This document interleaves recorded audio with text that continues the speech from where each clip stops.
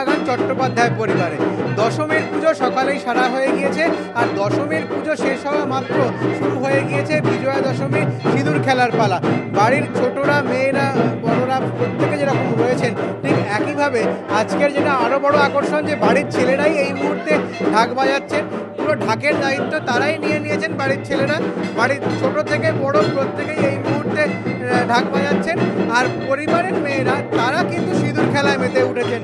আমি এবার তাদের সঙ্গে সরাসরি দেখব কিরকম ভাবে সিঁদুর খেলা চলছে। এই মুহূর্তে কিরম লাগছে?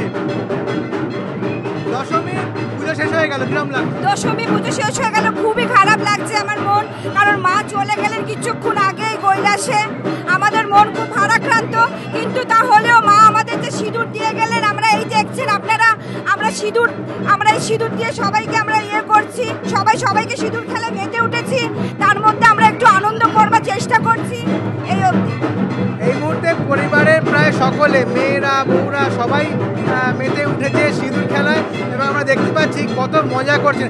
আজকে তো পুজো শেষ হয়ে গেল, এখন সিঁদুর খেলা, কিরকম মনটা খারাপ লাগছে? একটু ভীষণ মন খারাপ লাগছে। আমরা এই দিনটার জন্য ভীষণভাবে অপেক্ষা করি, সারা বছর অপেক্ষা করি, আবার যেন আসতে পারি, আবার যেন এরকম হয়, এটা আশীর্বাদ করি।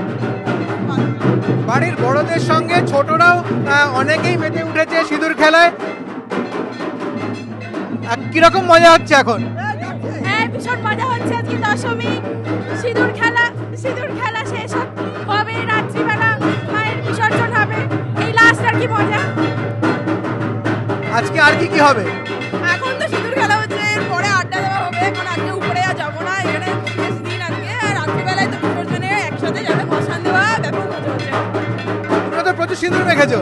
হ্যাঁ, আমি হুল্লোড়েই ব্যস্ত, পিসির বাড়িতে 4টে দিন ভীষণ ভালো কাটে।